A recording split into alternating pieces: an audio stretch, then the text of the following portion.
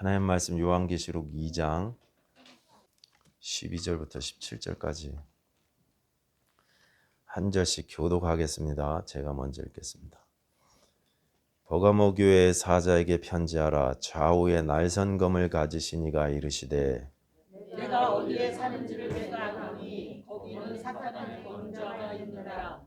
내가 내 이름을 굳게 잡아서 내 충성된 증인 안디바가 너희 가운데 곧 사탄이 사는 곳에서 죽임을 당하게도 나를 믿는 믿음을 저버리지 아니하였도다. 그러나 네게 두어 가지 책망할 것이 있나니 거기 네게 발람의 교훈을 지키는 자들이 있도다. 발람이 발락을 가르쳐 이스라엘 자손 앞에 걸림돌을 놓아 우상의 제물을 먹게 하였고 또 행음하게 하였느니라. 이와 같이 내게도 이골라당의 교훈을 지키는 자들이 있도다. 그러므로 회개하라. 그리하지 아니하면 내가 네게 속히 가서 내 입의 검으로 그들과 싸우리라.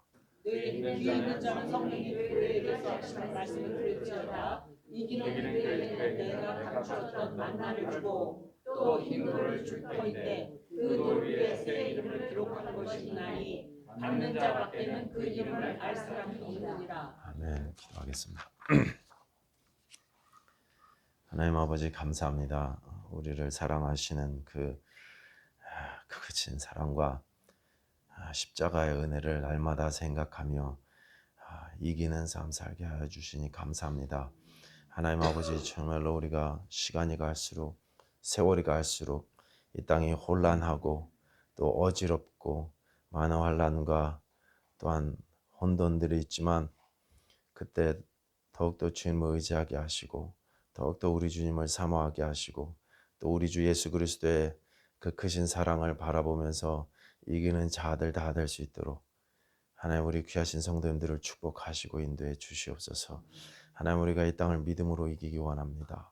하나님 함께해 주시고 큰 믿음 더하여 주시옵소서. 오늘 주시는 말씀을 마음속에 깊이 새기는 귀한 시간 되게 하시옵소서. 예수님 이름으로 기도하였습니다. 아멘.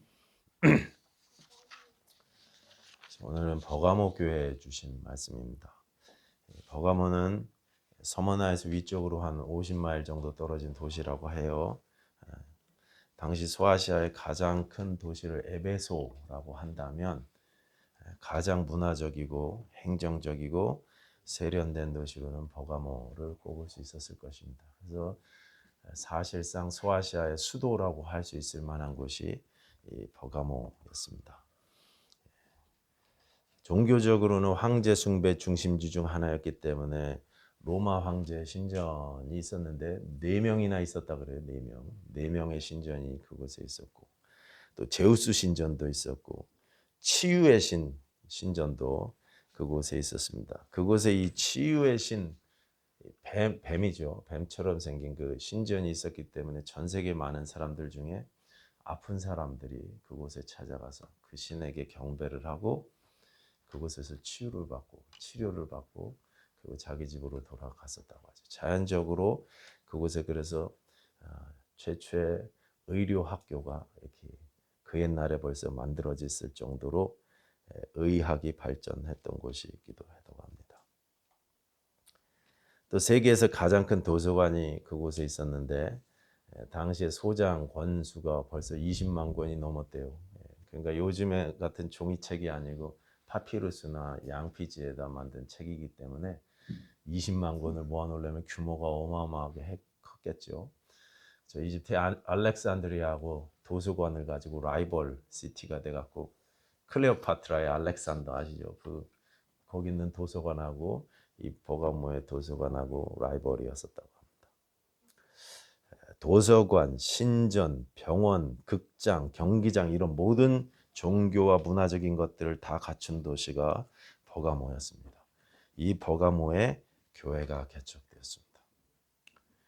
이 교회 역시 누가 개척했는지 어떻게 시작했는지 성경에 정확하게 나오지는 않지만 다만 계시록의 다른 교회들처럼 아마도 에베소 교회가 개척될 때 에베소에서 예수님을 믿게 되신 성도님들이 자기의 도시 버가모로 돌아가서 스스로 자생적으로 교회를 세웠던 것 아닌가 이렇게 추정합니다. 에베소에서 사도 바울이나 브리스길라와 아골라 또는 아볼로 같은 이런 위대하신 분들에게 그리스도의 복음을 배웠기 때문에 이분들은 시작부터 예수 그리스도의 복음에 대해서 확실히 서 있던 사람들이었을 것입니다. 그런데 이번 당시의 교회를 떠올릴 때 우리가 오늘날 현대교회와 같은 그런 교회를 생각하시면 안 되죠. 당시의 교회들은 다 가정교회였습니다. 큰 건물들을 짓고 그 건물들로 사람들이 주일마다 모여들어서 음악 반주와 성가대 찬양에 맞춰서 예배를 드리고 이런 교회가 아니었다는 거죠. 지금 터키 지역의 초대교회 흔적이라고 남아있는 이 예배당들은 다 이 세대 이후에 훨씬 이후에 만들어졌던 예배당들입니다. 그러니까 이 요한계시록이 기록될 때쯤에 이 초대교회들, 이 일곱 교회들은 사실 건물이 없었던 그런 가정교회들이고 성도님 한 분 가정에 한두 분 가정에 돌아가면서 이렇게 우리 장막 모임처럼 그렇게 모여있던 그런 교회들의 연합이었습니다. 버가모 교회 그러면 그래서 이 버가모 지역에 있는 그런 여러 가정 교회들을 모두 합해서 일컫던 그런 이름이었던 것입니다. 자, 요한계시록의 때는 점점 더 핍박과 고난이 가중되어져 가던 시기였습니다. 사도들도 한 분씩 다 순교를 당. 그 사도들의 제자들도 이제 또한 한 분씩 체포당해서 끌려가고 있었던 때였습니다. 이미 살펴본 대로 서머나 교회 같은 곳은 교회 멤버 중에 수없이 많은 사람들이 여러 명이 순교를 당하기도 했습니다. 점점 더 예수 믿기 어려워지던 그런 때였습니다. 내가 사회생활을 제대로 하려면 시장에서 그날 가족들이 먹을 음식이라도 좀 사려면 그러면 내 기독교 신앙을 드러내지 말아야 내가 예수 믿는 사람이라고 드러나는 순간 예수를 주라고 고백한 게 들키는 순간 정상적인 소비생활 쇼핑도 못해. 그로서리 쇼핑도 못하는 거예요. 나도 적당히 신전에 가서 제사도 하고 황제를 주님으로 고백하면서 충성을 바치는 서약을 하는 척이라도 해야 그래야 먹고 살 수 있는 그런 때였습니다. 점점 종교적 규제들이 엄격해지기 시작하던 때였습니다. 그런데 그런 때에도 믿음을 지키면서 세상과 타협하지 않으려고 애쓰던 분들이 바로 계시록 당시의 성도님들이셨고 오늘 본문의 버가모 교회 성도들도 그랬습니다.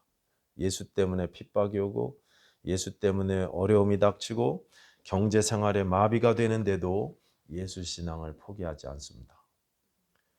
13절 이제 다 같이 읽어보겠습니다. 요한계시록 2장 13절 시작.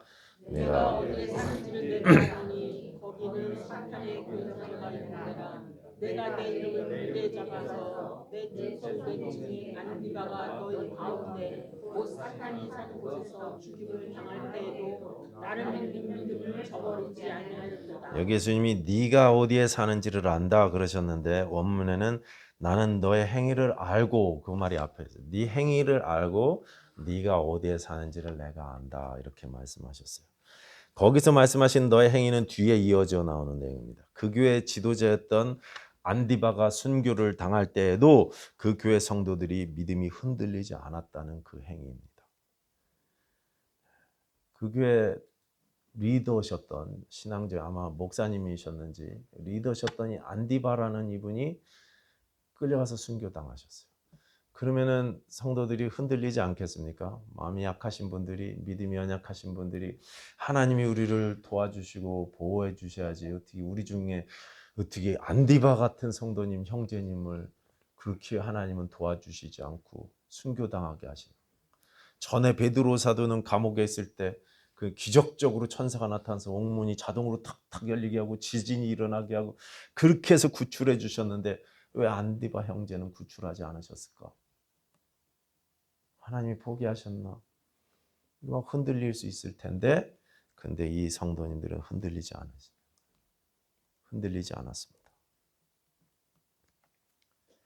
목숨이 왔다 갔다 한 상황에서도 믿음을 지킨 그 행위를 주님께서 아신다 이렇게 말씀하십니다.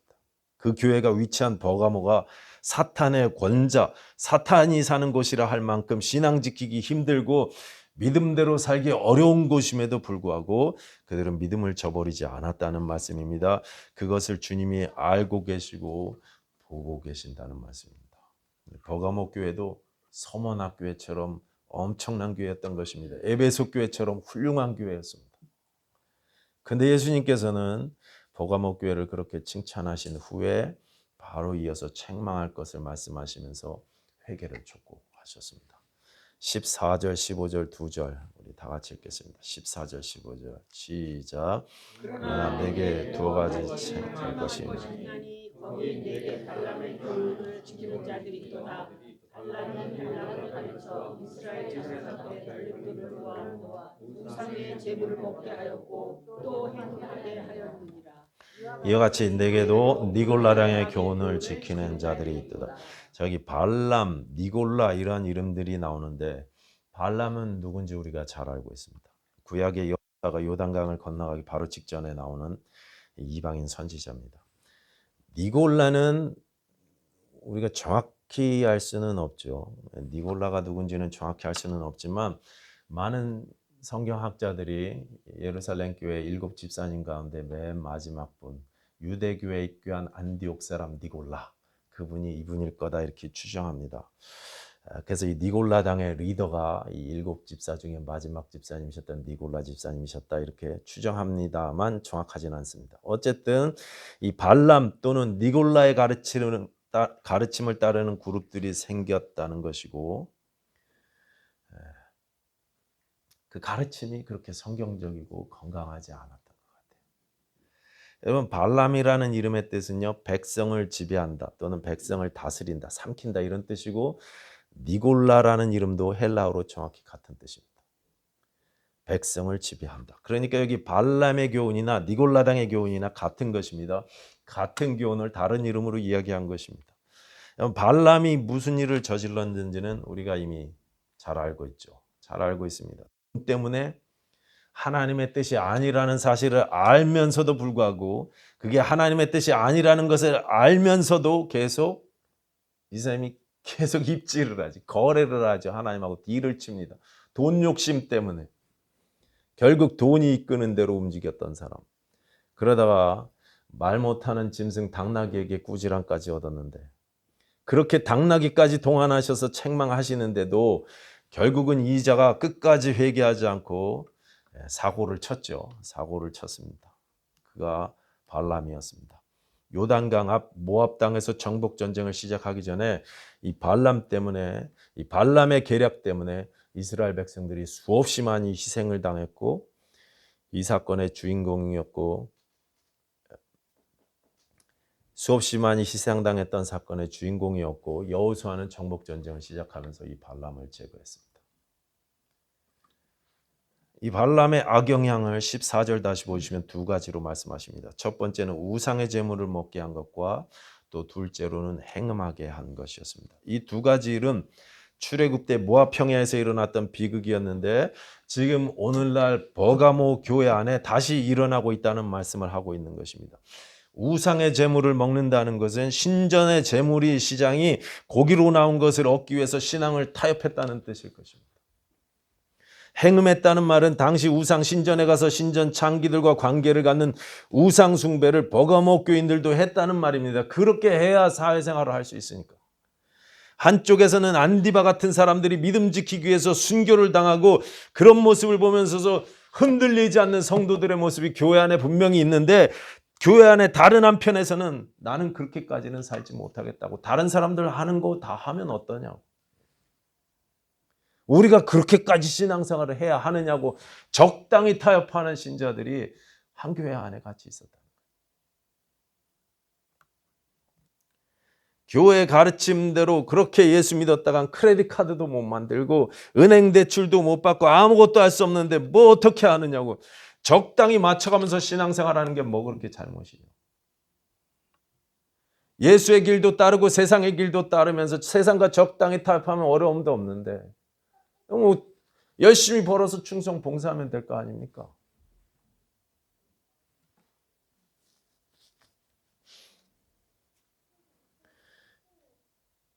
이건 아주 대형 교회, 우리 교회 주변에 대형 교회 어떤 성도님 가게를 제가 청소해 드린 적이 있어요. 옛날에 일할 때. 근데 그 성도님이 일하시는 그 가게가 별로 그렇게 떳떳하지 못한 가게였습니다.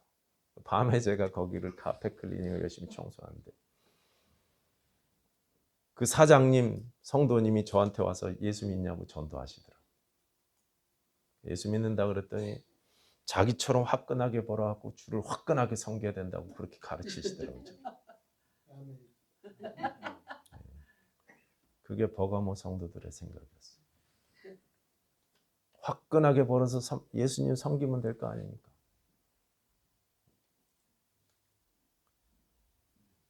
다 하는 거 아닙니까? 우상에게 절하는 거. 이거 안 하면은 쇼핑을 못 하는데, 크레딧 카드가 안 나오는데 어떻게 살아요?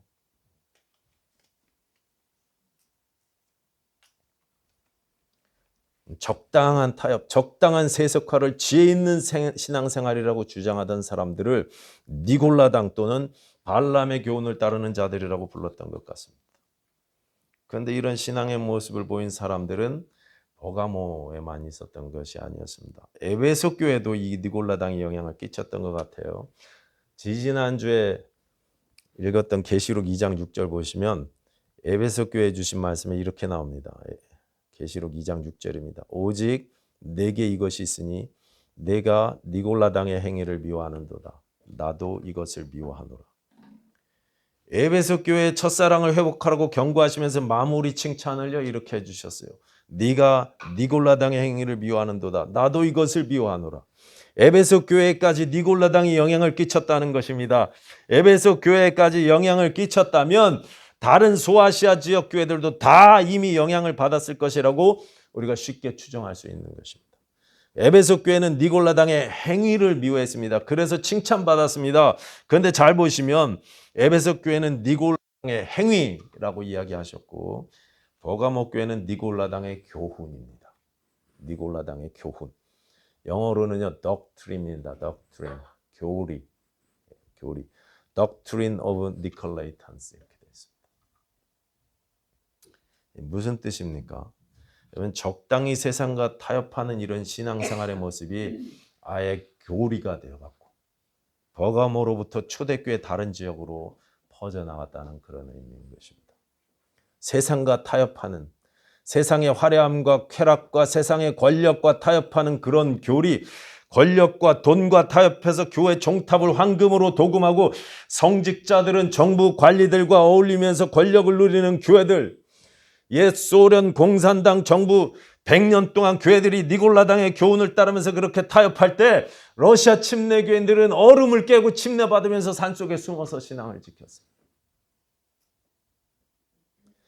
공산당 통치 아래서 신앙을 지키면서 한 사람 한 사람 죽어나갔을 때 니골라당의 교훈을 따르던 교회는요, 교회 종탑에다 금색 칠하고 화려한 교회 장식을 꾸미면서 그렇게 권력을 누리면서 살았어요. 같은 교회인데, 같은 예수를 섬기는데. 지금도 그런 교회들이 있습니다. 교회를 성전이라고 부르면서 성전 건축을 부르짖고 그 성전을 가장 좋은 것으로 꾸민다고 온갖 비싼 건축 자재들로 떡칠을 하고 교회에다가 예배당에다. 번영신학, 축복신학, 적극적 사고방식, 긍정의 법칙 이런 세상의 화려함이나 쾌락들과 적당히 섞어버린 이런 신앙 사상들이 아예 교리가 되어서 교회 안에 넘쳐나고 있다는 것입니다. 신앙생활 재밌으면 되는 거지. 신앙생활 열심히 하면 건강하지. 하나님이 감기도 안 걸리게 해주시지. 신앙생활 열심히 하면 막 피부도 팽팽해져야지. 신앙생활 잘하면 얼굴도 젊어지고 인상도 좋아진다고 막 이렇게까지 가르쳐요. 저는 그런 얘기 들으면 할 말이 없어요. 툭하면 감기 걸리고 막 인상도 좀 그렇고 피부도 그냥 안 좋고. 그래서 그런 이야기 들을 때마다 할 말이 없습니다. 아니, 할 말이 없는 게 아니라 아예 어이가 없습니다. 어이가 없습니다. 그런 가르침이 현대교회에 넘쳐나고 있다는 게 비극. 예수 잘 믿으면 돈도 잘 벌게 돼야 되고 부자 되는 게 하나님 뜻이야. 하나님이 삼박자로 우리를 축복해 주실 거야.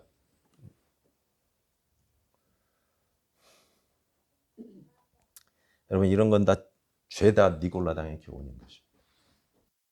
우리가 이런 잘못된 교리들에 빠지지 않으려면 하나님 말씀을 붙잡을 수밖에 없습니다. 그래서 12절에 예수님이 버가모 교회 자신을 소개할 때 좌우에 날성검을 가지시니라고 소개하십니다. 좌우의 날성검이 하나님의 말씀을 상징한다는 것은 우리가 히브리서 4장을 통해서 잘 알고 있습니다. 16절에도 내 입의 검으로 그들과 싸우리라 그러셨습니다. 그러니 여러분 말씀에 붙잡히셔야 됩니다. 성경을 읽고 공부하셔야 됩니다. 성경을 모르면 나도 모르게 니골라당의 교훈으로 빠져들어가게 되어 있습니다. 저는 우리의 잘못된 사상이 교리처럼 이렇게 굳어진 것이 우리 머릿속에 교회론에도 있다고 생각합니다. 우리가 선배 신앙인들이 정리하고 발전시켜온 교회론을 교리로 공부했습니다. 잘 알고 있습니다. 교회의 정의, 교회의 역할, 교회가 해야 될 일 다 잘 알고 있습니다. 그런데 우리가 오랫동안 잘못 프랙티스 해온 이런 교회론이 마치 그게 성경적으로 모든 게 맞는 것 마냥 아무런 문제의식 없이 교회들마다 계속 실행되고 있는 잘못된 교회론 교리들이 우리 가운데 있다는 그런 말씀입니다. 다 해온 거니까 하는 것. 이제까지 해왔으니까 해오는 것들. 편하니까. 교회에 이익이 되니까. 성경에 없는 것들이 이런저런 여러 가지 인본적인 이유들로 행해지면서 교류화되는 것들이 잘 생각해 보면 우리 가운데 많다는 것을 우리가 좀 생각해 봐야 된다는 그런 말씀입니다. 번영신학이나 축복신학이니 이런 거 아니더라도 정통신학을 따른다는 교회들 안에도 이런 교류화되어져 버린 우리의 편리와 이익을 위해서 타협된 현대판 니골라당의 교훈이 우리 가운데도 있을 수 있다는 말씀입니다. 제가 한 가지 예를 들어 보겠습니다. 우리 교회는 이제 오늘 2025년 예산총회를 하는데 2025년은 사실 교회를 새롭게 시작하는 마음으로 교회 재활성화를 위해서 서로 준비하고 그렇게 기도하는 한 해가 되기를 원합니다. 교회가 다시 재부흥하는 일은 오래 걸리는 일들이고 우리가 뜨겁게 다시 기도를 시작해야만 시작될 수 있는 그런 일입니다. 그래서 오늘부터 이제 우리가 발표를 하고 준비하고 싶습니다. 우리 교회가 전에 참 힘있고 아름다웠을 때의 모습을 회복하자는 그런 운동을 시작하고 싶습니다. 아주 오래 걸릴 일이겠지만 그럼에도 기도하면서 시작하려고 합니다. 그러다 보니 우리가 좋은 교회요 또 아름다운 교회로 회복하기를 원하는데 그렇다면 무엇이 좋은 교회인가, 무엇이 아름다운 교회인가를 생각하지 않을 수가 없어요. 생각하지 않을 수가 없어요. 좋은 교회요 아름다운 교회를 이루고 싶은데 좋은 교회 그러면 여러분 어떤 모습이 머릿속에 떠오르십니까? 아름다운 교회 그러면 어떤 모습이 여러분 머릿속에 떠오르십니까?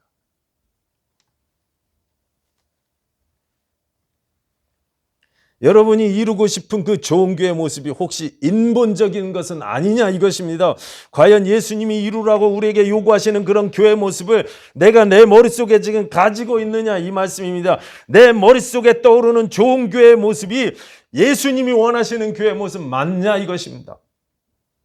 그렇지 않다면 우리는 니골라당의 교훈에 오염되어 있을 수도 있다는 말씀을 드리고 싶은 것입니다. 니골라당은 세상과 타협하는 신앙입니다. 신앙과 함께 세상의 화려함과 안락함도 추구하는 신앙입니다. 우리도 알게 모르게 내 머릿속 교회에 대한 생각 안에 세상과 타협된 교회론을 가지고 있을 수 있다는 말씀을 제가 드리고 있는 것입니다. 좋은 교회, 아름다운 교회, 우리가 이루고 싶은 교회 그러면 어떤 교회 모습이 떠오르십니까? 성경에서 교회의 모습을 묘사할 때 많이 나오는 핵심 단어는요. 서로라는 뜻입니다. 서로, one another, 서로. 여러분 꼭 기억하십시오. 좋은 교회 그러면 이 서로라는 단어를 우리가 꼭 생각하셔야 돼요. 서로 사랑해라. 서로 용납해라. 서로 용서해라. 서로 친절해라. 서로 불쌍히 여겨라. 서로 격려하라. 서로 덕을 세우라. 서로 섬기라. 서로 종노릇하라. 서로 발을 씻어주라. 서로 화목하라. 서로 마음을 같이하라. 존경하기를 서로 먼저 해라. 서로 기도하라. 서로 도우라. 서로 남을 나보다 낮게 여겨라. 서로 세우라. 서로 위로하라. 서로 나누라. 서로 짐을 지라. 서로 축복하라. 이게 교회의 모습입니다. 이게 좋은 교회의 모습입니다. 여러분, 교회에 대해서 정의를 우리가 쫙 늘어놓고 세상 사람에게 이런 교회에 오고 싶습니까? 그러면은요, 누가 오겠습니까? 안수받은 목사의 설교를 들으면서 말씀을 듣고 성찬을 나누고 서에게 선교를 위해서 힘쓰는 이런 교회 당신도 조인하겠습니까? 그럼 세상 사람들이 그것에 매력을 느끼겠습니까? 아니요. 그게 뭐야? 근데 서로 사랑해라. 서로 용서해라. 서로 씻겨줘라. 서로 세워라. 이게 교회 모습이다. 너도 조인할래? 그러면 나도 여기 조인하고 싶습니다. 이렇게 되는 거예요.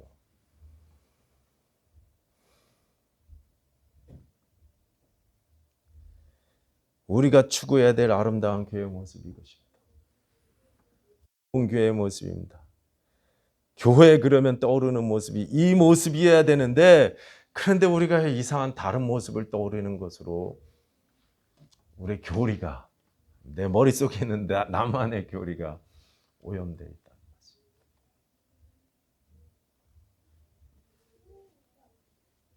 우리는 인본적인 교회론이 아니라 세상과 타협한 오염된 교회론이 아니라 성경에서 원래 우리에게 요구하시는 모습의 교회로 회복되어야 될 줄로 믿습니다. 세상과 타협하지 않는 모습으로 아름답게 회복되어져 가는 우리는 교회 됐으면 좋겠습니다. 기도하겠습니다.